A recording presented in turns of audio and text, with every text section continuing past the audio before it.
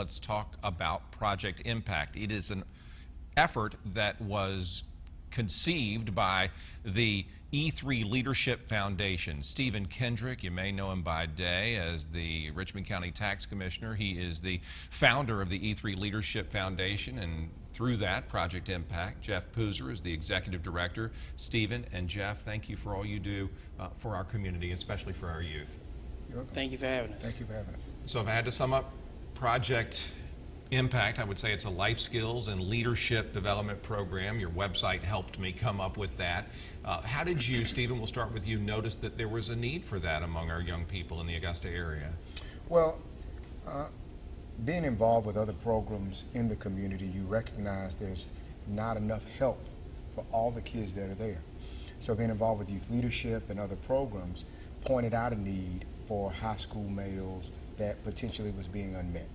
So I gathered together with about 13 other gentlemen. We got together in a room and decided we were going to do something. We were going to make an impact. And so thus, the E3 Leadership Foundation created a program called Project Impact in order to affect these lives and provide leadership and life skills for this group of young men. Let me stop you just for a second. So youth leadership, for those of you who don't know, is a phenomenal program for young high schoolers in our community to learn how the city works and to learn everything about it so that when they come back here, hopefully one day, they're very familiar with the goings-on in Augusta.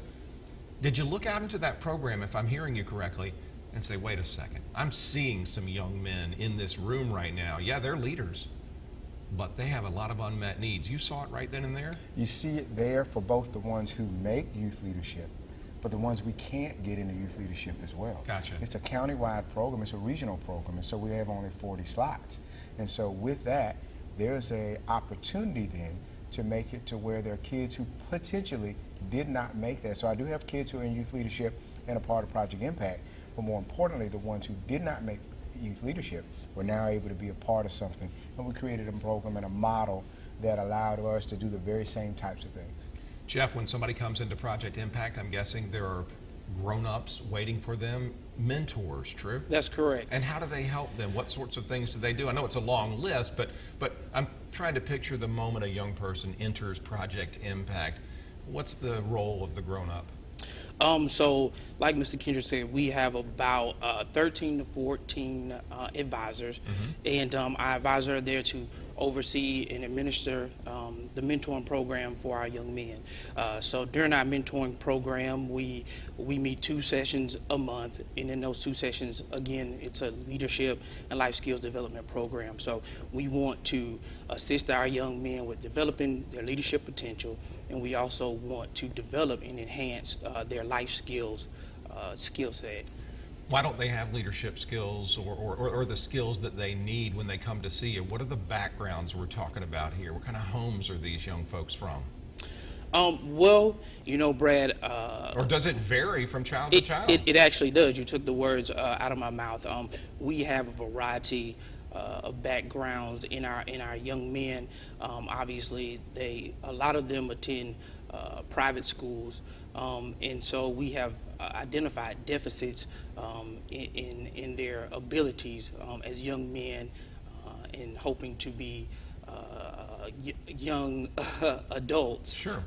Responsible adults. And so we have just seen the deficit, and so that's where Project Impact advisors step in, and hopefully we are a sufficiency to that deficiency. What do they advise them and mentor them on, Stephen? All sorts of things. Are they father figures too? So, for example, Saturday, we are doing CPR certification training. We have decided that in talking with the young men, that a lot of them were not aware of all the necessary tools in order to be a lifesaver for someone who was in need. So we decided, we called some CPR coaches. We're going to pay for everybody to become CPR certified. Last week, we were at Augusta Tech in culinary arts, and so we had all 45 boys together. We were in the kitchen with the chefs from Augusta Tech. They made egg rolls that day. Love egg but rolls. we went through a lot of the things that were there. So that was the life skills.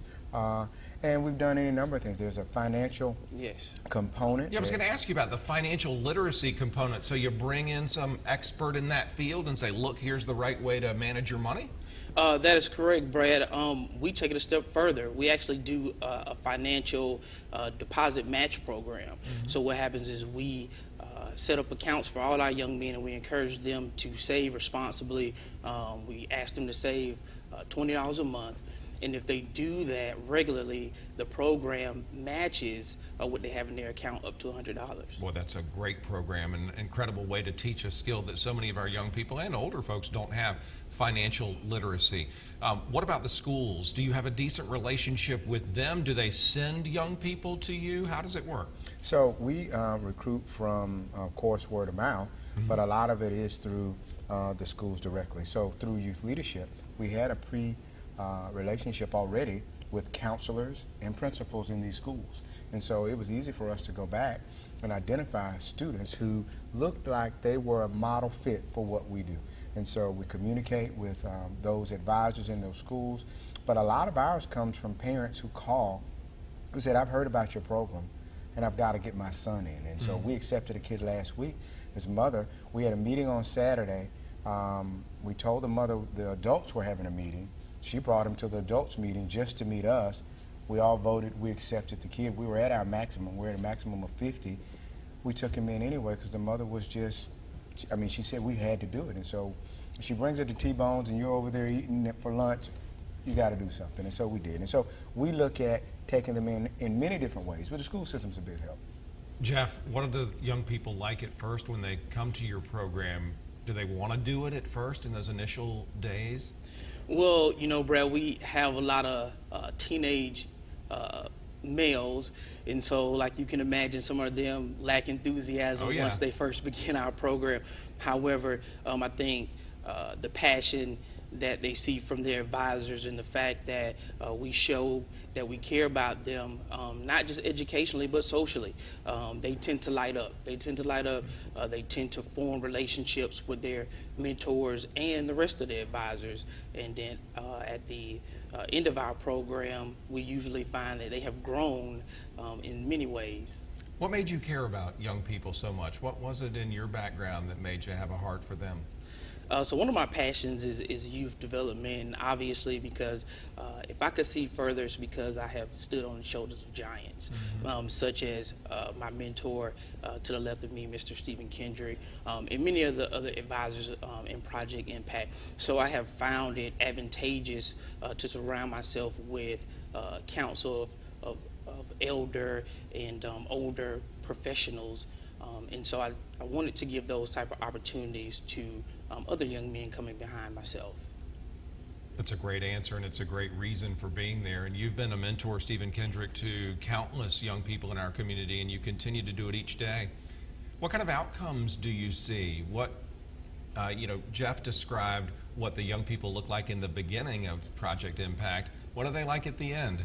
So I'll tell you a quick little story. We have a kid who graduated out of our program and he went to college, and he calls me one morning and he says, hey, I just wanted you to know I'm running for Mr. Freshman at South Carolina State University, and I won, and I just want you to know that I'm representing Project Impact the best that I can. So we, the advisors now, we just learned how to use this thing called Cash App, one of those little I'm still learning it. Venmo. Right, I've known. You know how to do it? Stephen hasn't. Okay. I'm a little older. Yeah, no, I need y'all to teach me Zelle and all that. So the advisors all got together. We know he's in college. We all said, let's Cash App him $20 each. Guy wakes up a little bit later. He's got $250 in his account sitting there. And for us, the response from him, so he'll be here in our 21st meeting. He wants to talk to the young men. But him saying, he in college thought enough of this group to say, I'm representing what you taught me, made us say, $20, we'll waste that on lunch for the next 2 days. Sure. We sent it to him. He sent us the little emojis. I'm learning how to do those too, of him crying the and crying. that kind of thing. We just sent a college kid $250 and says, hey, what are you going to do with that this week? And so we found that interaction with them every day is improving our lives. And so it's not so much what they get, it's what we're getting too, because we were as excited as he was, because every time we sent more money, we got more emails and texts. And so for us, the opportunity to continue to be a part of their lives, and some of the people and companies involved, I just want to mention, First Community Bank, they were the ones who sponsored and are going to match that program. Our foundation's not matching the money. Yeah. The bank's matching the money. right. You've got organizations like the Boys and Girls Club, they're giving us the venue for free. You've got the Community Foundation, they provided us a grant. Everyone is looking in and saying, hey, we're there to help. So it's just been a great opportunity. Well, what a blessing. And our friends at First Community always do such a wonderful job for so many efforts. How can people help you? We have just about 15 seconds left. We want to make sure they know how to reach out. Well, we're building our Facebook page. It is at Project Impact Augusta.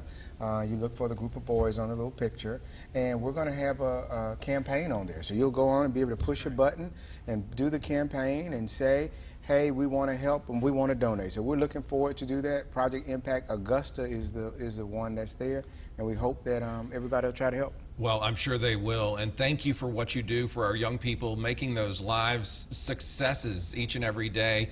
Jeff Pooser and Stephen Kendrick, we appreciate you so much.